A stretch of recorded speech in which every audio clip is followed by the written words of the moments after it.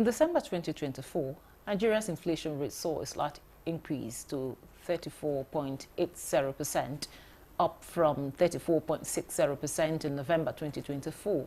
This was mainly attributed to the festive period, which boosted demand for goods and services when compared to December 2023. The inflation rate was significantly higher by 5.87%, reflecting the ongoing rise in costs across various sectors. The increase in the headline inflation index was primarily driven by higher prices in food, housing, transport, and other essential goods and services. Food inflation in particular surged to 39.84%, driven by the rising prices of staple items such as yam, rice, and dried fish. The inflationary pressures were particularly notable in food prices, which have risen sharply compared to last year, largely due to the higher cost of staple items.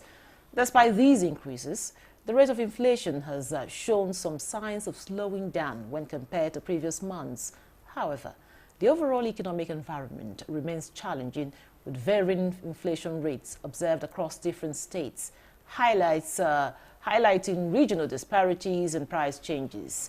And these will form the basis for our discussion tonight. I'm Eukaria Clinton, and thanks for joining us.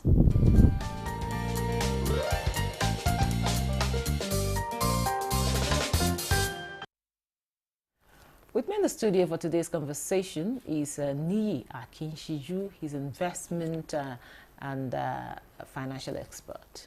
You're welcome to Nigeria. Thanks today. So much. It's a privilege. The increase in the inflation rate in October we had 33.88%, November 34.6%, while in December we have 34.8%. What does this translate to? Well, if you look at those figures year on year, we'll see increase. But when it is contextualized, we see marginal increase. When you look at 36 to 34.6 to 34.8, that's about 20 basis points. So to a large extent, it's marginal. But the true reflection of that figure would be in the context of the month on month. My summary is that the figures are telling us that there are actual moderation in prices when we look at it month on month. It's higher year on year, but we have moved away 12 months, to the actualization of a new reality. And that reality is that if December were not to be December, if it had been a normal month, the figures would have been significantly different. We would have seen a reduction, in inflationary figures. But because December was December, and it has its own character, the character is that there's upsurge in demand, relative to supply. And when you have such situation, it's likely you see price increases, because there's the tendency is that you have more demand than supply, and normal market responses, stimuli, is to have price increase relative to supply if the supply is is lower than demand. So the figures are now telling us that going into the next month or the months after, there is likely to be moderation in headline inflation figures. Already we are seeing moderations in food inflation figure. I was about coming to that, because the food inflation, there was a reduction from that of last month. We had 39.84 this December, while November recorded 39.93%. Yes, 39.93%. Year on year, 39.84. December year on year, month on month, 2.93 to 2.66 for a long time. We are having that kind of scenario where, and for a December, normally food prices are supposed to be on the upward trajectory during the festive period. December comes with two fundamental festivity, the Christmas and the New Year.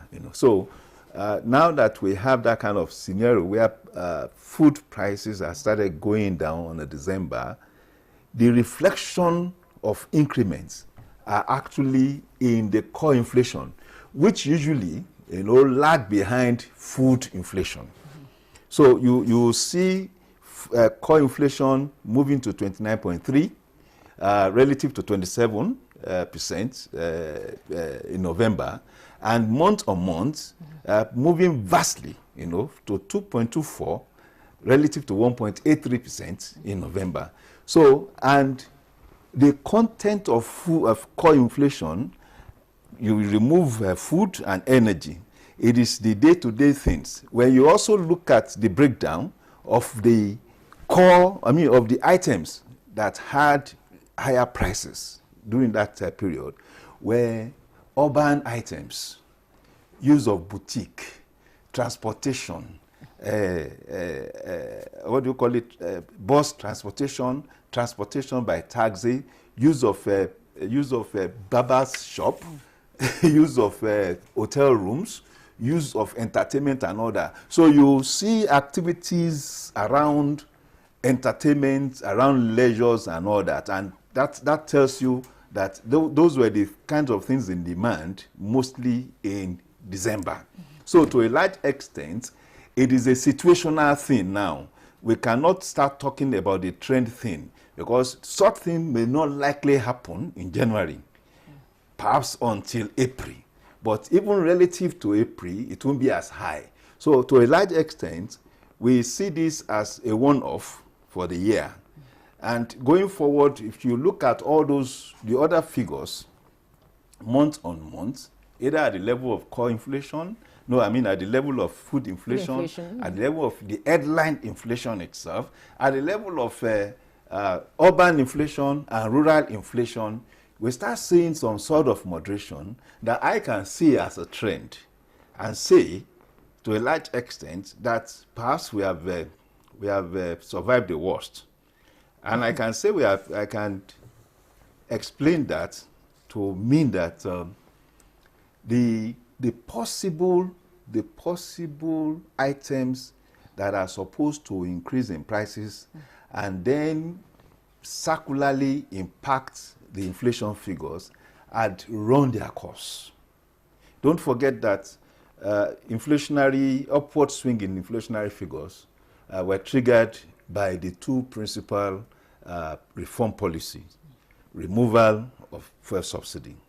Removal of fuel subsidy triggered increase in the cost of a liter of petrol, and that now has compounded effect, aggregate effect around the economy. Then, of course, the liberalization of the foreign exchange market, that also increased rates. Now we have seen rates of up to 1,800 naira, per dollar. And we have now seen it in recent time, in December, going to as low as 1,540, in the official market. And in the black market, it had gone down from that 1.8 to 1,660 on the average. So what we are seeing is that the pass-through effects of these lower transaction pricing figures would eventually, start reflecting on pricing, except something extraordinary. Okay, now, Nii, you said when you were explaining the kind of the marginal decrease in the average level of the rate, the inflationary rate, you talked that there is a decline. Now, and you stressed December. You say even in December. Are you surprised that even with the festive period, we still had, a kind of decrease? Yeah, I'm surprised because why? That's why I said the trend we are seeing now. If the transactions that happened, if the collation of the figures as a result of the transactions that happened in December had not been during a December, the figures would have been significantly different. You know, because December, you have diasporans coming into the country. And they actually came in at a time now when the foreign exchange they are holding is at a quantum difference, higher quantum difference than the domestic currency, Naira. So they have large volume of Naira to spend. Then, because of the nature of December, those of us that are domestic resident Nigerians also assess our savings. We have been saving for the past 12 months. It is December that most households, especially Christian households, you know, target to spend more money. So there is a general upsurge in spending in December, and that is why we say is a December expenditure or December inflation. It is always expected.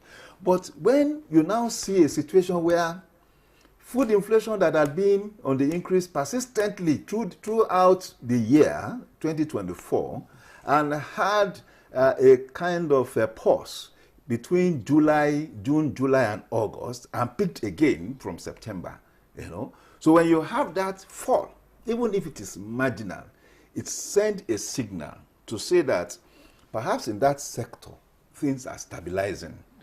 Because it's in December that people are supposed to buy more rice. It is in December that people are supposed to buy more eggs. Naturally. So if the demand, you know, if the price response to demand is not as high as it was in November, then you can to a large extent, you know, submit that if this thing had not happened in December, the figures would have been different. And that going into January, the figures are likely to be positive, you know, going into January. Okay, now, could the contributory factor also be the decrease in the fuel price? Yes, that's one of the, that's why I said we had survived the storm. Fuel price went as high as 1,200. I think starting in June, July, August, and all that. And then from November, December especially, we started seeing that reduction. And now you can, with 940, 950, 960. In fact, most fuel stations are at sub 1,000. So there's a 200 Naira difference. And of course, that will also have a circulatory effect on the segments that are usually affected by the rate of fuel, the fuel price. So to a large extent, what I am anticipating or projecting is that it is not likely, except if the price of crude oil continues to increase in the global market.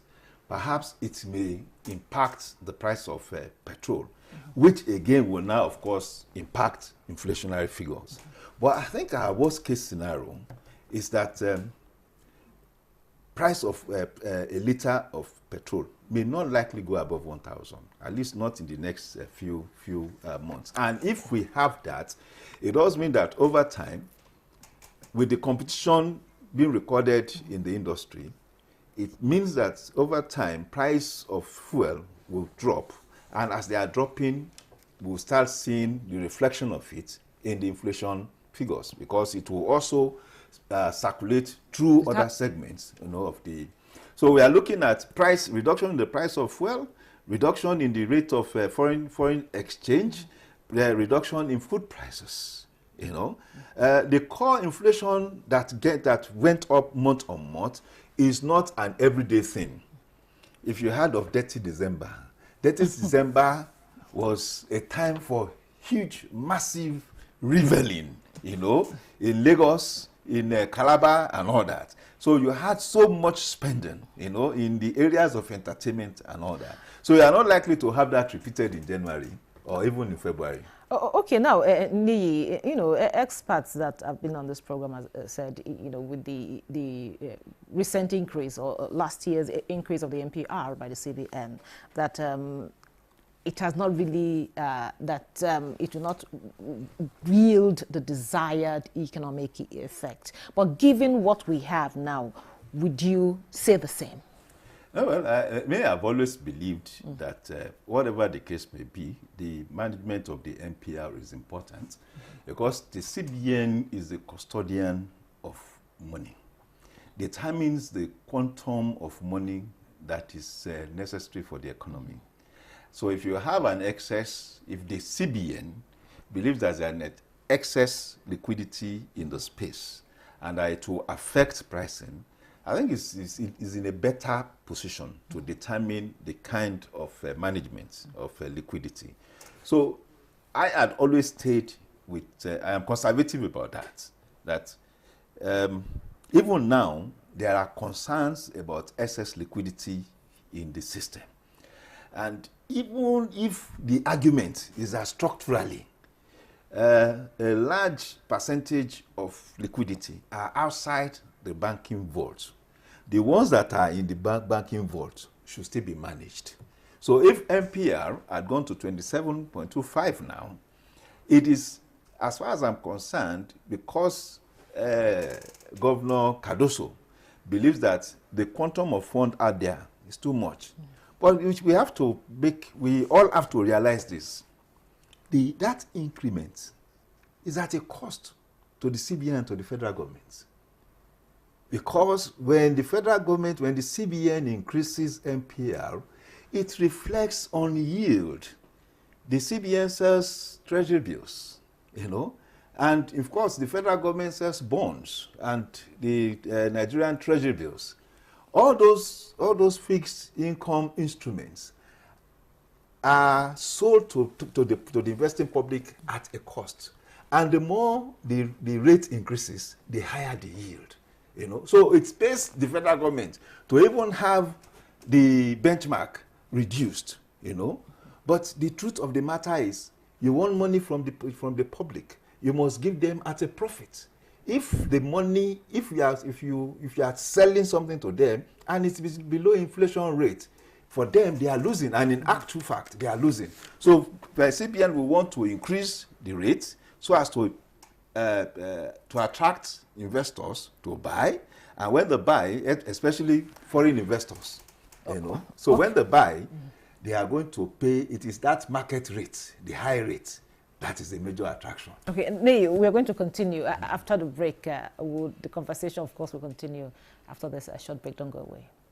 Implementation of the ruling is also dependent on another aspect or another arm of government. Nowhere in the world will allow, under digital economy, for banks not to be dispensing domestic currency in that economy. What will make this one different? We want to know what they do as occupation.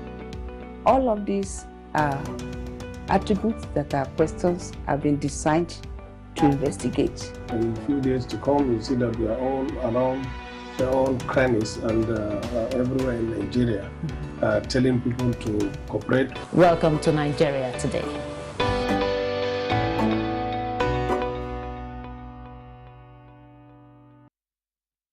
Welcome back. This is still Nigeria Today. We're looking at the Nigerian economic indices, and of course, I have here with me Ni Akinshiju.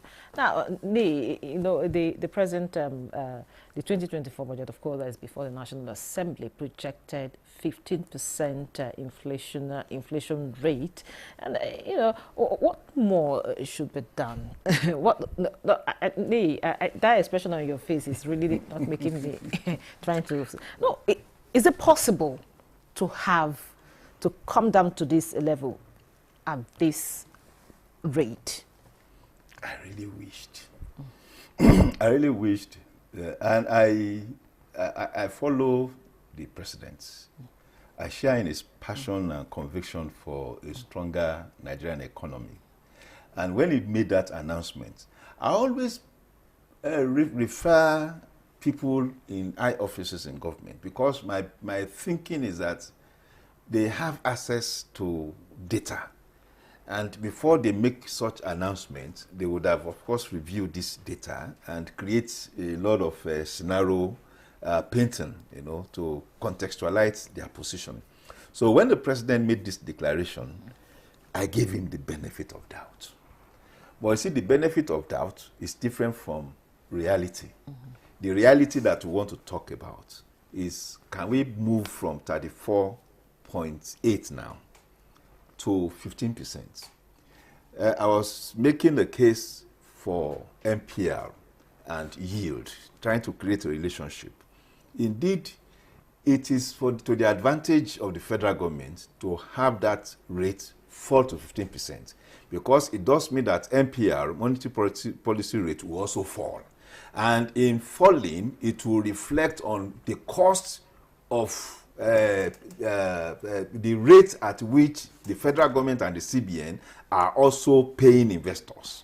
And that becomes huge.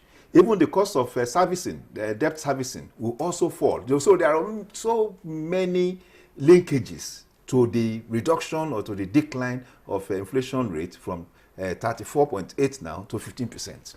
But again, the reality is, what would we need to do to achieve that? Perhaps it is possible. Perhaps we have seen food inflation go down. Is it possible to have food inflation go from 39.84 in December to 22, even if it's 20% by August or September? Is it possible?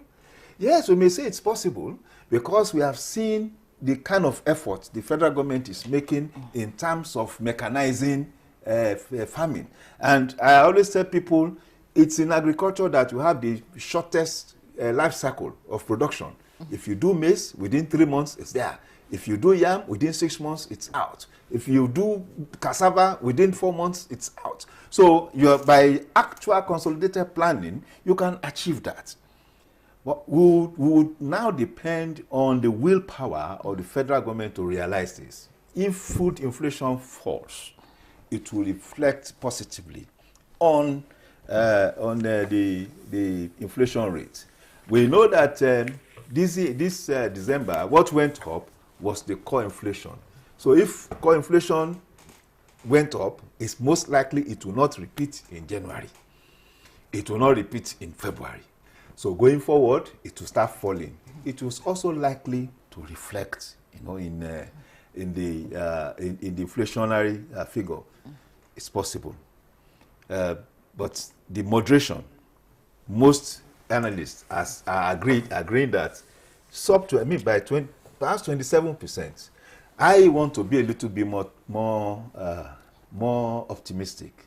I want to do 22%, because that was the CBN target, between 21 and 24%. So I want to do 22%. I'm believing that when all this kicks in, our worst case scenario, can we have the dollar naira at 1,500?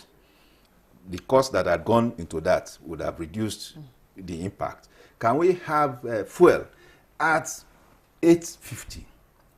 That will also reflect on the inflationary rate. So we can be optimistic, but I am not too sure about 15. But if it happens, we will have to celebrate this president as being very, very different. It will surely happen, and we'll celebrate it.